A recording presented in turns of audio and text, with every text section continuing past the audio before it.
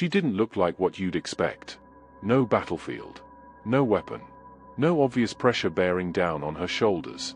She walked into work every morning by choice, pressed uniform, polished boots, and before the morning was over, hundreds of names had passed beneath her pen. Names she had never spoken aloud. Names she would never know. Her name appears on death lists accounting for approximately 500,000 people. 500,000. Say that slowly. That's not a number you can hold in your head. That's more than entire cities. People with children. With memories. With unfinished things. And every one of those names was a decision. Not a single accident. Not one moment of confusion. A decision. Repeated. Day after day. This is the story of Maria Mandl. The night before her sentence was carried out, she asked a guard for a mirror. Before we step into the heart of this account, I want to know where your journey into the past began. Was it a worn-out book, a cinematic scene, or a story passed down through your own family? Your origins are part of the history we're building here. If you find value in these deep dives, help us illuminate these shadows by hitting the like button and subscribing with the bell on. It's the most powerful way to ensure these stories aren't forgotten, and if you know a fellow traveler who lives for the archives, share this with them. We're not just covering what happened today. We're covering what it means. Because Maria Mandl isn't a distant figure from another era. She's a documented case study in how ordinary people can be turned into instruments of large-scale institutional harm. She didn't begin as a monster. That's the part most accounts skip. And that's precisely where the real weight of this story lives. The transformation is never sudden. It never is. And if we skip that part, we miss the warning entirely. Maria Mandl was born on January 10, 1912, in Mundskirchen, a quiet market town in Upper Austria. Her father was a shoemaker. Her upbringing was Catholic, conservative, working class. Nothing in those early years marked her as exceptional, let alone dangerous. That's the part that stays with me. There was nothing. No early signal. No obvious fracture. Just an ordinary childhood in an ordinary town. And that's not a reassuring detail. That is the entire argument. If she had been born different, the world would be simpler. But she wasn't. She was ordinary. And that's what makes this worth examining. In 1938, when Adolf Hitler annexed Austria, Mandl was 26 years old. Looking for direction. Within months, she had joined the SS auxiliary as a camp guard at Lichtenberg concentration camp. The first decision. It wasn't ideology that drew her in first. It was structure. Status. A uniform. A salary. Something that felt like purpose. That's not an excuse. Let's be clear about that. But it is a warning about how systems operate when no one questions them. She chose the door. And the door opened further than she could have imagined. By May 1939, Mandl had been transferred to Ravensbrück, the only major women's concentration camp the Nazis constructed. Over its years of operation, 132,000 women passed through its gates. More than 92,000 did not emerge. Mandl rose quickly.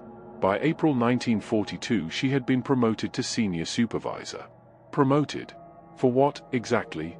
That's the question you can't shake. What did she do to earn that rank? She began selecting women for human medical experiments. Not always under direct orders. Increasingly, on her own initiative. That is the critical turn. The moment she moved from following instructions to volunteering for atrocities. And it matters enormously, because it removes the defense so many who stood trial would later attempt. She wasn't following orders anymore. She was writing them. In October 1942, Maria Mandl arrived at Auschwitz-Birkenau as Lagerführerin, head of the women's camp. She now held authority over roughly 40,000 female prisoners, and reported directly to Commandant Rudolf Höss. By any historical measure, her power was absolute. Absolute. That word doesn't fully land until you hear what it looked like in practice. Survivor Anita Lasker-Wallfisch, who played cello in the camp orchestra, testified that Mandl used to stand at the camp gate while prisoners lined up. If any prisoner made eye contact with her, they were taken from the line. Not interrogated. Not punished. Taken. That is not policy. That is personal. That is someone choosing, every single morning, what kind of person to be. And choosing the same way. Again and again. She also devised a physical measure for those returning from outside work details. A cane held 50 centimeters above the ground. Every prisoner had to clear it. Those too weakened by exhaustion or illness were marked. The system was presented as a standard. It was a filter. What makes this significant isn't only the cruelty. It's the design. She didn't act in a frenzy. She constructed systems. She thought it through. In April 1943, Mandl personally established the Women's Orchestra of Auschwitz. She had a genuine love of music. She also wanted to project something, a veneer of culture over one of the most lethal places in human history. She discovered Alma Rosé, niece of composer Gustav Mahler, imprisoned in Birkenau. Made her the conductor. And for the women in that orchestra, being selected meant temporary safety from the gas chambers. Their instruments were the only thing standing between them and the selection ramp. Here is where the story becomes almost impossible to process. She saved lives through the orchestra. Not from mercy. Because music made her feel civilized. She was using human beings as instruments, literally, to perform her own self-image back to herself.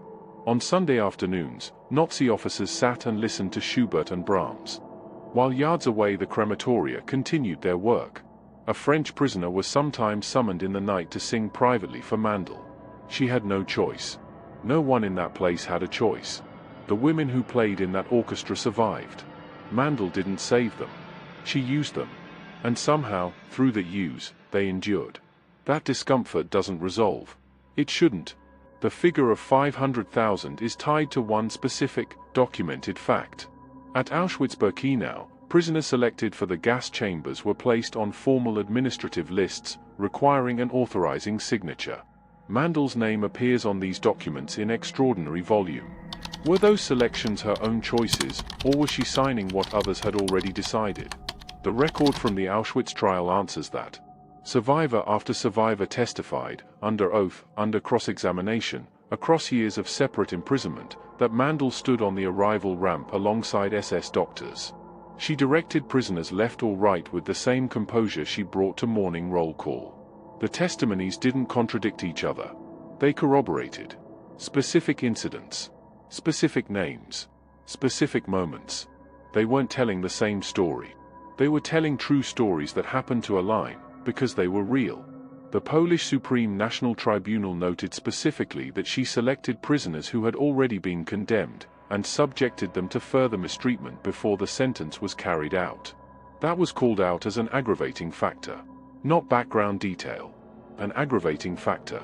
By late 1944, the Soviet advance forced the evacuation of Auschwitz. Mandl was transferred to Moldov, a subcamp of Dachau. Even there, even as the Reich began to fracture around her, she continued ordering selections. Prisoners too ill to work were deported to Auschwitz as late as autumn 1944. There was no moment of hesitation. No pause. Even when it was clear the war was ending. Even when the outcome was visible, she continued. When the Reich finally collapsed in spring 1945, she tried to flee. She attempted to return to her father in Munskirchen. Her own father refused to take her in. Her father. The person who knew her before the uniform. Who watched her grow up. Who knew what she had been before all of this. He closed the door. That is not a small footnote. That is a verdict delivered before any court Saturday. Mandl was arrested by American forces on August 10, 1945. Those who interrogated her reportedly described her as intelligent, sophisticated, and deeply cruel. All three at once. The Auschwitz trial opened in Kraków on November 24, 1947. She initially denied everything. Then the witnesses came. One after another. With details that couldn't be invented. The cane test. The eye contact rule. The children taken from their mothers at the ramp. In March 1947, she made a partial confession. She admitted to signing most of the death lists. Her own words. Her own hand. That changed the nature of the proceedings entirely. She could no longer position herself as a low-level operative. The signature was hers. The authority had been hers. The choices had been hers. On December 22, 1947, the verdict was returned. The sentence was confirmed.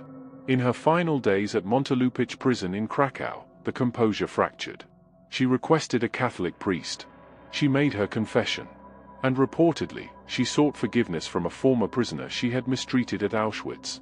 That prisoner's response is not recorded anywhere. Think about what it means to be in that room, to be asked that question by that person. On January 24, 1948, at 7:32 in the morning, the sentence was carried out. She was 36 years old. Her final words, spoken in Polish, were, Polska żyje. Poland lives. No one has fully agreed on what those words meant. Genuine acknowledgement? Political theater? Something a priest had suggested? Or had she, in those final weeks, arrived at something real? We cannot know. And that uncertainty is its own kind of answer. Because if it was genuine, something reached her at the end. And if it was performance, then she was performing until the final second. Either way, that tells us something profound about what this case really is.